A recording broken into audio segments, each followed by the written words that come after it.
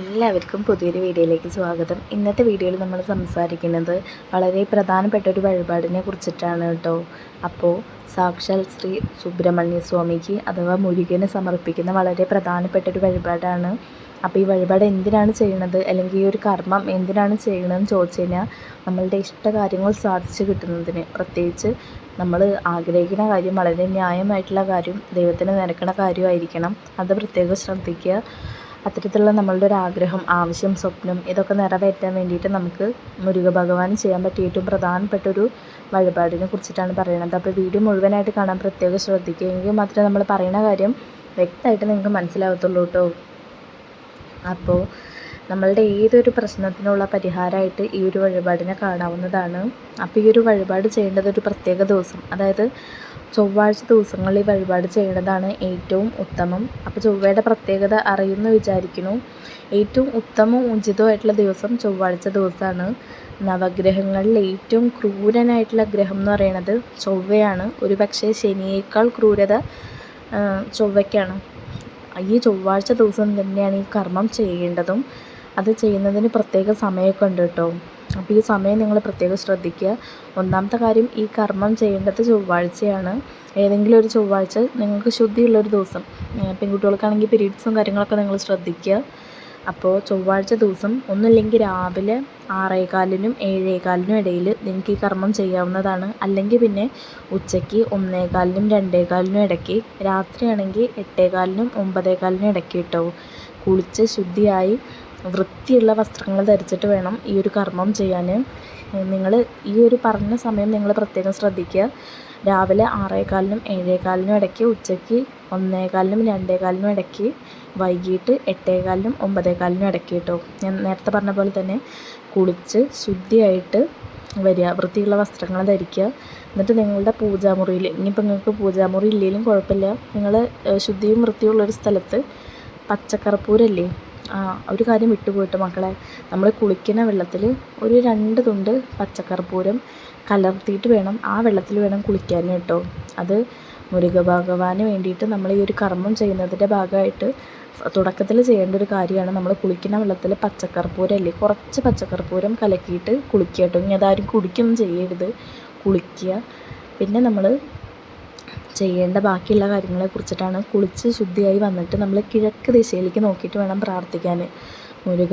മുരുക ഭഗവാനെ വിളിച്ചിട്ട് നിങ്ങൾ കരഞ്ഞ് പ്രാർത്ഥിക്കുക. നിങ്ങളുടെ ആവശ്യം എന്താണോ, അല്ലെങ്കിൽ നിങ്ങളുടെ സ്വപ്നം, ലക്ഷ്യം അതെന്താണോ അത് കിഴക്ക് ദിശയിലേക്ക് നോക്കിയിട്ട് വേണം ദൈവത്തിനോട് പറയാൻ. എന്നിട്ട് ഒരു 11 ഒറ്റ നാണയങ്ങൾ എടുക്കുക. എന്നിട്ട് നമ്മളുടെ വലത് കയ്യിൽ 11 ഒറ്റ നാണയങ്ങൾ പിടിച്ചിട്ട് 6 തവണ നമ്മൾ തലയ്ക്ക് ഒഴിയുക, ശിരസിന് ചുറ്റും ഒഴിഞ്ഞെടുക്കുക. എന്നിട്ട് നിങ്ങൾ ആ 6 തവണ ഒഴിയുന്ന സമയത്ത് ആത്മാർത്ഥമായിട്ട് പ്രാർത്ഥിക്കുക. ദൈവമേ, നിൻ്റെ ആഗ്രഹം സാധിച്ചു തരണേ. എന്നെ എടുത്ത് പറയേണ്ടത് നിങ്ങൾ ആഗ്രഹിക്കുന്ന കാര്യം മറ്റുള്ളവരെ നശിപ്പിക്കാനോ ദ്രോഹിക്കാനോ ബുദ്ധിമുട്ടിക്കാനോ അങ്ങനെയുള്ളതൊന്നും ആവരുത് കേട്ടോ. ദൈവത്തിന് നിരക്കുന്ന കാര്യമാവണം, എങ്കിൽ മാത്രമേ ഇത് സാധിച്ച് കിട്ടത്തുള്ളൂ. എന്നിട്ട് നമ്മൾ ഈ ഒഴിഞ്ഞ പൈസ 6 തവണ തലയ്ക്ക് ഒഴിഞ്ഞ പൈസ ഒന്നുമില്ല ഒരു തട്ടത്തിലോ അല്ലെങ്കിൽ ഒരു പേപ്പറിലോ അല്ലെങ്കിൽ ഒരു പട്ടിലോ എന്തിനു വേണമെങ്കിലും നിങ്ങൾക്ക് എടുത്ത് വെക്കാം. ഈ ചൊവ്വാഴ്ച നമ്മൾ ഈ ഒരു കർമ്മം ചെയ്തിട്ട് അടുത്ത ചൊവ്വാഴ്ചയാണ് ബാക്കിയുള്ള കാര്യങ്ങൾ ചെയ്യുന്നത്. അപ്പോൾ ആ ഒരാഴ്ച നിങ്ങൾ ഈ ഒരു പൈസ പൂജാമുറിയിലോ അല്ലെങ്കിൽ വൃത്തിയുള്ള ഏതെങ്കിലും ഒരു സ്ഥലത്ത്, നിങ്ങളുടെ വീട്ടിൽ നിങ്ങൾ ഏറ്റവും ശുദ്ധിയിലും വൃത്തിയിലും കൊണ്ടു നടക്കുന്ന ഒരു സ്ഥലത്ത് തട്ടത്തിലോ പേപ്പറിലോ പട്ടിലോ നിങ്ങൾക്ക് കെട്ടിവെക്കാം. എന്നിട്ട് അടുത്ത ചൊവ്വാഴ്ച നിങ്ങൾ നിങ്ങളെ വീടിന് തൊട്ടടുത്തുള്ള സുബ്രഹ്മണ്യ സ്വാമിയുടെ ക്ഷേത്രത്തിൽ പോവുക. എന്നിട്ട് അവിടെ പോകുമ്പോൾ നിങ്ങൾ ഫസ്റ്റ് വിഘ്നേശ്വരൻ്റെ നടയിൽ പോയിട്ട് വേണം തൊഴാൻ. അന്നേരം വിഘ്നേശ്വരന് ഒരു കുപ്പി എണ്ണ കൂടി സമർപ്പിക്കുക കേട്ടോ.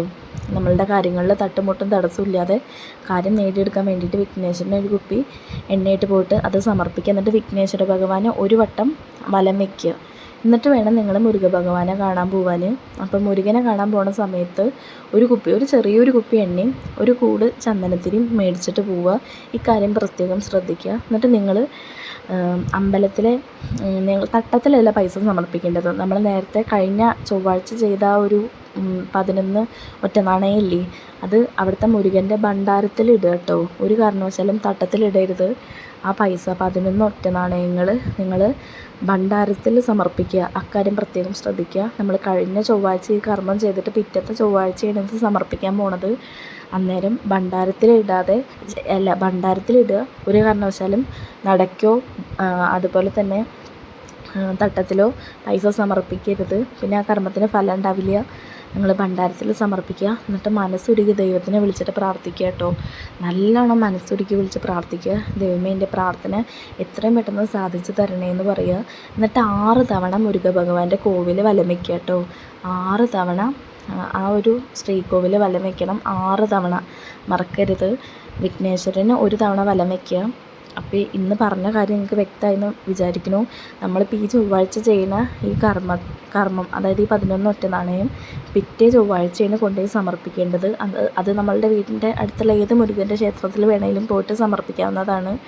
പിന്നെ നിങ്ങൾ എന്താ പറയുക, ആത്മാർത്ഥമായിട്ടും വിശ്വാസത്തോടും അർപ്പണബോധത്തോടും ഈ ഒരു കർമ്മം ചെയ്യാൻ പ്രത്യേകം ശ്രദ്ധിക്കുക. എന്താ പറയുക, ദൈവത്തിനെ പരീക്ഷിക്കാൻ നിൽക്കരുത്. മനുഷ്യന് അസാധ്യമായ പല കാര്യങ്ങളും ദൈവത്തിന് സാധ്യമാണ് എന്ന ബോധ്യം വേണം.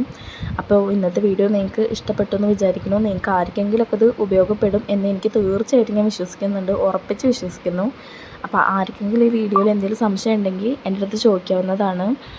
പിന്നെ മറ്റൊരു വീഡിയോ ആയിട്ട് കാണാം. അപ്പോൾ ഈ വീഡിയോയിൽ എന്തെങ്കിലുമൊക്കെ സംശയം ഉണ്ടെങ്കിൽ കമൻറ്റ് ബോക്സിൽ ഒന്ന് ചോദിക്കാം കേട്ടോ, ഞാൻ പറയണതായിരിക്കും.